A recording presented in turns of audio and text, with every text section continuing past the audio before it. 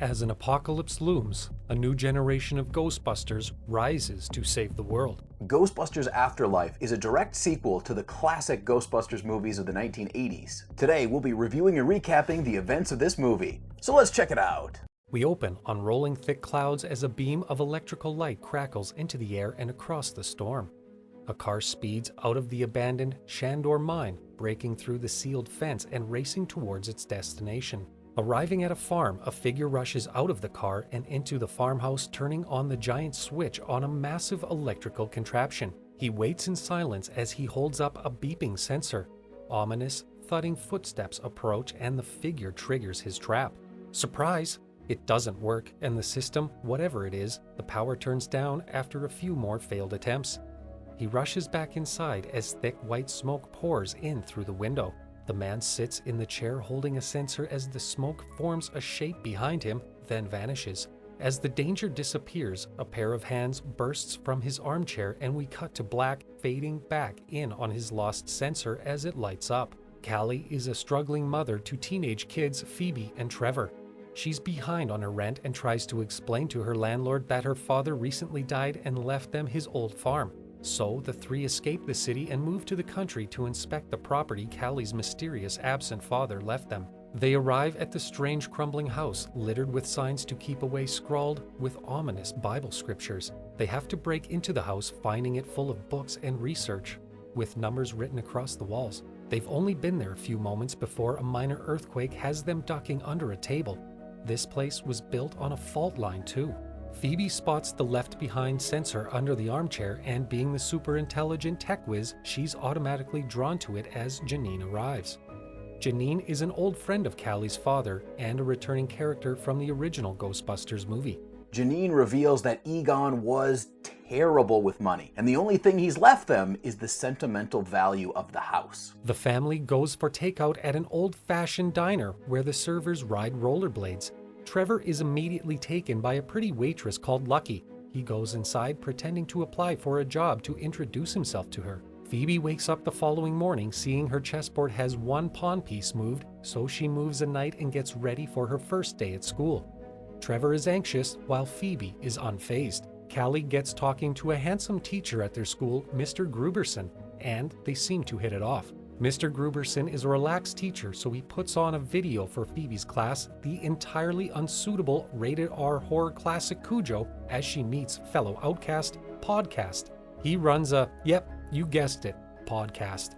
Bored by the video, Phoebe wanders into the back room, where she sees that Mr. Gruberson is a seismologist. Well, an amateur seismologist. He's been detecting some strange tectonic activity in Somerville. This is despite the fact that it's not near any fault lines or volcanic activity. Trevor managed to go his way into the diner and snuck off for his shift there instead of going to school, where he unsuccessfully tries to flirt with Lucky. Podcast takes Phoebe to the Shandor mine shaft, which was closed down when miners began leaping down the shaft to their death for some reason. They discover what appears to be ancient sculptures carved into the wall of the mine, and it's clear this is not a friendly place.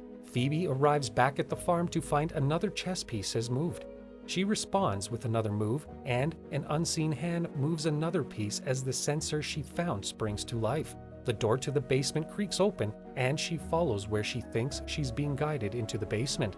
Looking around the strange writing and books hidden in the basement, she finds an old ghost trap hidden under the floorboards. The next day, Mr. Gruberson put on Child's Play, another highly unsuitable horror and another nice throwback to classic horror movies. She sees Phoebe and Podcast holding the trap and comes over, immediately recognizing it as a classic ghost trap. As he looks closely at it, he sees a strange vapor come out the top, and the penny drops. This is a real ghost trap. He gives the kids a quick lesson on the Ghostbusters, then they go outside to try a DIY experiment to try and open the ghost trap. With explosive results, it definitely works. A big ball of smoke and flame comes out of the trap and makes its way to Shandor Mountain. Gruberson drops the two kids off and starts flirting with Callie in an awkward but charming sort of way. He finds an old map of Somerville written on an ancient textile in a language that's thousands of years old. Phoebe is being led around the house by her strange invisible friend again. This time, she comes to a closet with an old Ghostbusters uniform with the name Egon written on it. A TV springs to life and she's drawn to desks filled with old dusty machinery, which sparks her technical imagination. She starts repairing an old Ghostbusters backpack, while her buddy opens drawers and moves lamps so she can see what she's doing. Now this is what you want from a Ghostbusters movie. Practical effects done well. And it's done in a classic style to create the presence of ghosts and also give us an idea of their character, whoever they may be. She and Podcast test out the gun the following day and it works perfectly, blasting their target into smoke and dust. The two of them hear strange echoing sounds from a nearby warehouse, so they both investigate. Creeping around the dark, deserted place, they hear strange animal sounds again and follow them, finding the source of the noise is a giant floating ghost chomping on metal pipes in the ceiling. Podcast gets the ghost's attention, but it isn't happy and rapidly fires chunks of metal from its mouth like a machine gun. Phoebe returns fire with her new gun and traps the ghost, but it's too strong and wriggles free, escaping out the window. Trevor has been working on the dusty old Ghostbusters car, the Ecto-1 he's found in the garage, and his efforts finally pay off as the engine springs to life. He spins it around the farm and passes Phoebe and Podcast. He picks them both up and they speed off in their crazy new ride. Now, Callie and Mr. Gruberson are having a romantic dinner together. Greg tries to find out why she hates science so much, but she's not keen to reveal her history with her father. In the Ecto-1, the kids pick up a police call about a mysterious creature eating parts of people's cars on the scanner. They figure that's the one they met earlier and went around town searching for it. They spotted it eating a fire hydrant and decided to engage. Podcast shifts a lever that moves Phoebe's chair to the outside of the car, creating a gunner seat setup. They speed after the disgusting spirit as it moans and barrels through the air. They tear through the streets of Somerville and Phoebe is able to trap the ghost in her gun's stream. They send a remote-controlled trap after it and are about to spring it when an oncoming car gives the ghost a chance to escape. Phoebe's stream flies free and hits a few buildings, bringing chaos to the streets of this quiet town.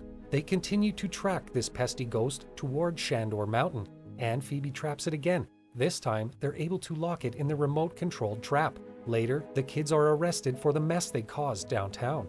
Phoebe asks Sheriff Domingo for her phone call. Domingo looks down at her and utters the immortal line, "Who you gonna call?" Phoebe calls the number from the Ghostbusters commercial to contact old-school Ghostbuster Ray, who now runs an occult bookshop. She tells him that her grandfather has died. Ray is angry at how Egon left them, stealing a bunch of their expensive tech and taking off to Somerville in the night. He tells her that all the original team have gone their separate ways. Pete now teaches advertising, and Winston went into finance. Before their conversation can go any further, Domingo ends the call and Callie and Mr. Gruberson come to collect their troublesome kids. Callie apologizes to him for their unusual date, but he's a cool guy, the perfect man, classic Paul Rudd, and he says he enjoyed it and can't wait to see her again. So she kisses him on the cheek and goes inside. Thunder strikes over Shandor as the ancient carvings on the wall crack and the eye of a demonic statue appears to glow red. Mr. Gruberson has stopped by Walmart to pick up some ice cream. Walking past a bag of Stay Puft marshmallows, he sees a bag moving. He notices a little Stay Puft man, just like a mini version of the villain from the first film, pop out of the bag. Friendly at first, it bites his finger and is soon joined by an army of cute, devious marshmallow men who start to cause chaos in the store. As he leaves the store, his path is blocked by a gigantic demonic dog with its face in a bag of dog food. He attempts to run, but the beast chases him down and catches him in his car as the action smashes to black. Phoebe, Trevor, Podcast, and Lucky discuss the mysterious past of Somerville and its founder, industrialist Ivo Shandor. Phoebe decides the only way they're going to get to the bottom of this one is if they themselves go to the Shandor mine. In the caverns of the mine, they find Ivo's coffin. He looks perfectly preserved through the glass despite being buried for 75 years. There are a series of years scrawled over the walls, each signifying a disaster in human history. The last number on the list is 2021. They hear a rumbling coming from the mine shaft. Peeking over the edge, Phoebe sees whirling orange lights like lava with strange hands rising to grab her. As the lights rise, a trap made of Ghostbuster guns springs to life and traps the energy in the shaft. Phoebe knows her grandfather Egon turned his back on his friends and family because he knew this danger was coming and he had to keep everyone safe. So they decide they have to tell Mom so maybe she can forgive her father for abandoning her. Back at the farm, Callie finds the sensor that has been guiding her daughter around. This time it leads her around the house and to a wall by a desk decorated with old photos of her as a baby, left there by her father. Smoke pours into the room and suddenly a demonic dog leaps out and grabs her. The kids arrive home to find their mother in an armchair, possessed. She speaks with a deep demonic voice and she snarls at them all. Back in the mountain, Mr. Gruberson, who of course is still possessed by the demon, he disables the trap and the evil energy flows from the mine shaft straight into Somerville. Demon Callie sees the beam of energy pouring from the volcano and roars as she leaps through the window. Phoebe chases after her mom but stops when she uncovers some wiring under the dust. She pulls it together that this whole farm was built as a trap to catch whatever was scaring Egon so much. The kids sneak into the police station to get their ghost-busting gear and their car back, and with a little help from a metal-eating ghost, they get past the bars and escape. Callie and Mr. Gruberson use their abilities to release the hordes of trapped demons as well as Gozer, the most powerful of them all and a returning villain from the first Ghostbusters movie. The kids watch this scene unfold and hatch a plan. Phoebe distracts Gozer with lame jokes while Podcast steers the trap into place. It sucks the demon from Callie and they bundle her into the Ecto-1 while Gozer is stunned, driving back into Somerville, which is now overrun with ghosts. They arrive back at the farm and wait, looking into the darkness like Egon in the film's opening while dark clouds and paranormal energy crackle and boil overhead. They almost succeed where Egon failed, but like before, the trap overheats and fails and Gozer is set free. As it prepares to kill the family, we hear a familiar voice in a sarcastic tone. It's Venkman from the original team, along with Zedmore and Stantz. The gang is back together, and let me tell you, this piece of nostalgia is worth the price of admission to this movie. The three of them blast Gozer, but they are too powerful and rip the streams away. Phoebe gives it one last shot, and just as her gun becomes unsteady, it's held by ghostly hands, and we see Egon standing beside her, as he has been the whole time. This is a lovely, touching way to bring back actor Harold Ramis for one last ride. With their combined powers, the old and new generations of Ghostbusters trap Gozer and drag her into a trap for good. The old team shares a touching reunion before Venkman announces they're going inside for hot cocoa. Egon strokes Phoebe's hair from her face and looks at his daughter Callie, who smiles at him before they embrace without words,